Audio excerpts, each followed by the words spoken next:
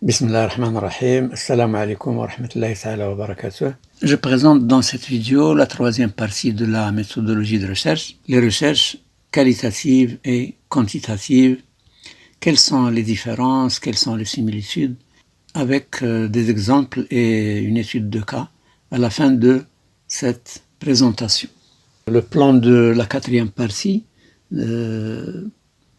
qui porte essentiellement sur la problématique de recherche, les hypothèses de recherche, le cadre opératoire et le choix des variables, la collecte des données, l'analyse des données, l'interprétation des résultats.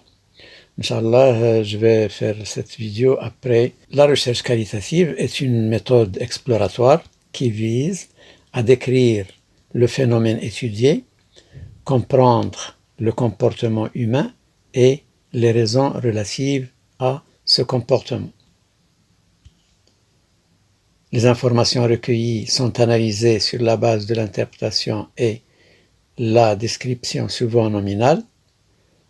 Donc la recherche qualitative génère des données non numériques, voire les échelles de mesure pour comprendre les échelles nominales, ordinales, intervalles et le rapport qui correspondent soit à des mesures qualitatives ou bien des mesures quantitatives. Les techniques utilisées pour collecter les données et analyser les résultats d'une enquête qualitative. Premièrement, l'analyse de contenu. Cette technique est utilisée pour étudier les discours des entretiens individuels et la compréhension du rendu des réunions de groupe. Pour ces réunions, l'analyse des résultats prend en compte aussi des informations non verbales. Dans le cadre d'études de marché, par exemple, l'analyse se pratique généralement par thème. Les récits sont analysés et regroupés par similarité. On calcule les fréquences d'apparition de chaque thématique et relève les associations qui existent entre chaque type de contenu. On dresse une grille de synthèse croisant les thèmes et les interviews. Je vous laisse les références donc pour les consulter, et dans la boîte de description, je vais encore ajouter quelques liens et voir dans tous les cas le lien de la chaîne. Les autres techniques, les études de cas, l'analyse documentaire et la recherche archivistique, les entretiens individuels approfondis et les entretiens structurés et non structurés, les groupes de discussion et l'observation participante. Illustration de la recherche qualitative. Qu'est-ce que l'enquête expérientielle? C'est une méthode qualitative qui est largement utilisée, qui associe les techniques d'entretien et les méthodes d'observation par l'enquête de terrain, qui est employée conjointement avec d'autres méthodes, telles que l'analyse de documents, l'enquête par questionnaire, etc. Elle est utilisée dans les cas des stratégies de relations clients, des stratégies de services des fabricants ou de tourisme, des distributeurs et des vendeurs qui mènent des actions auprès de leurs clients. Elle explore les expériences vécues par les consommateurs et leurs réactions selon le modèle expérientiel de recherche, de sensation et de satisfaction. Voir le cas étudié à la fin de cette présentation. Quelle est la relation de cette recherche qualitative avec les approches inductives et déductives?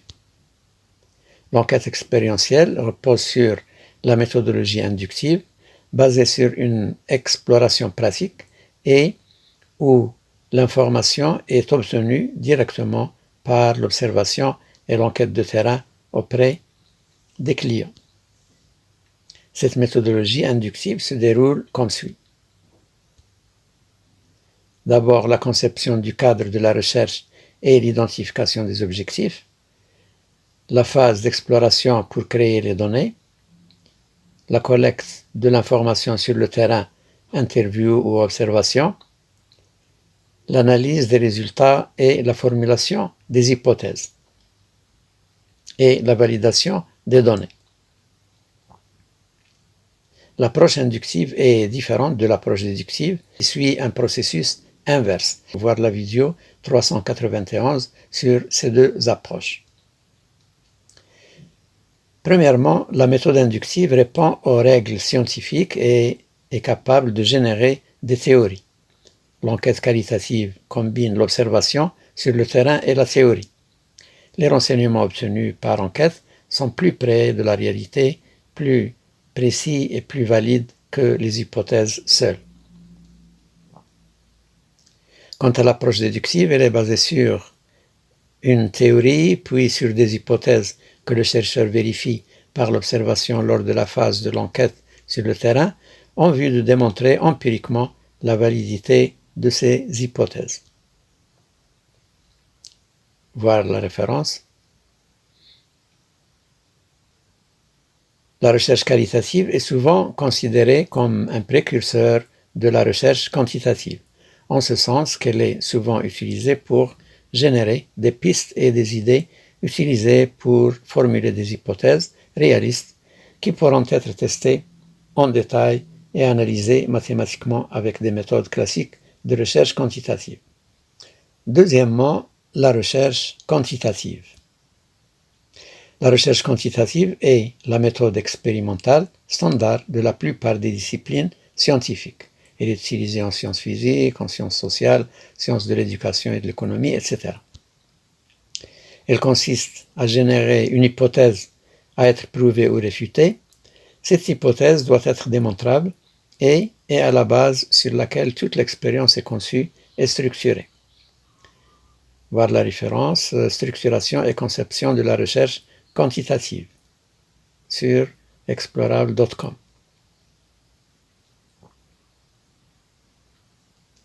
La recherche quantitative vise à expliquer et analyser la réalité observée par des caractéristiques et données mesurables, utilisant la statistique et les méthodes numériques pour mesurer les résultats et les expliquer et les analyser. Les méthodes relevantes de ce type de recherche recourent aux enquêtes statistiques de terrain ou sondages, parfois d'opinion, sur la base de questionnaires pour la collecte de données et informations sur des échantillons représentatifs. Les résultats d'études quantitatives sont exprimés en statistique, ce qui permet de calculer des fréquences, des moyennes, des écarts types, des ratios et des pourcentages. Donc, elles génèrent des données numériques ou des informations en chiffres. Les résultats peuvent être représentés par des tableaux statistiques ou des graphiques.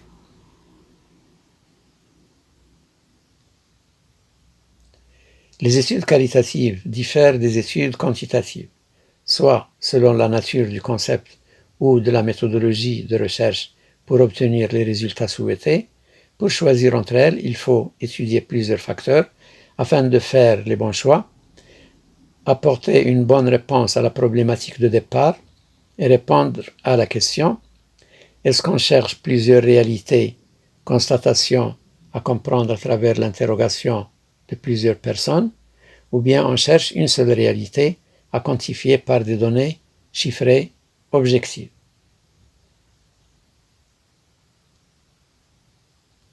Conclusion, la méthode qualitative et la méthode quantitative de recherche sont complémentaires.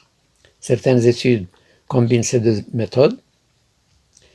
Alors, si votre étude vise à savoir que le comportement humain est dominant vers un objet ou un événement particulier et en même temps vise à examiner pourquoi c'est le cas, cette étude est idéale pour faire usage des deux méthodes selon explorable.com. La recherche quantitative et qualitative. Considération importante: faites des recherches sur les publications et études existantes, collectez des connaissances, analysez les considérations pratiques.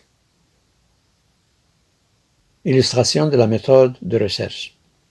Exemple de recherche quantitative. L'objectif de l'étude: évaluer le degré de satisfaction des usagers du service d'une organisation donnée. Les usagers sont invités à exprimer leur évaluation et opinion à propos de la qualité de l'expérience vécue lors de l'utilisation de ce service. Une enquête par questionnaire est effectuée pour analyser le taux de satisfaction ou d'insatisfaction, en demandant aux personnes enquêtées de répondre aux questions telles que donc le genre masculin ou féminin, l'âge, la situation familiale, le nombre d'enfants, le niveau scolaire et diplôme, la profession, etc. Et d'exprimer leur degré de satisfaction par rapport aux questions sur l'efficacité du service fourni et de ses caractéristiques. Le respect des horaires, la disponibilité du personnel quand on a besoin d'aide, l'existence de services et des moyens pour des besoins de personnes à mobilité réduite et des facilités pour les enfants. Selon les propositions suivantes. Donc, allant de pas du tout satisfait jusqu'à tout à fait satisfait. Donc, les résultats, je donne ici un échantillon des résultats, donc sous forme de tableau statistique et de pourcentage par rapport au genre, par rapport à l'âge et par rapport aux différentes opinions, soit selon que les utilisateurs sont satisfaits ou pas satisfaits, et vous avez les pourcentages. Bien sûr, d'autres questions que j'ai laissées, donc j'ai illustré ce cas de l'étude quantitative par cet exemple. Pour traiter et analyser les résultats de l'étude sur la satisfaction, l'analyse quantitative peut être éventuellement complétée par une recherche qualitative à travers un entretien.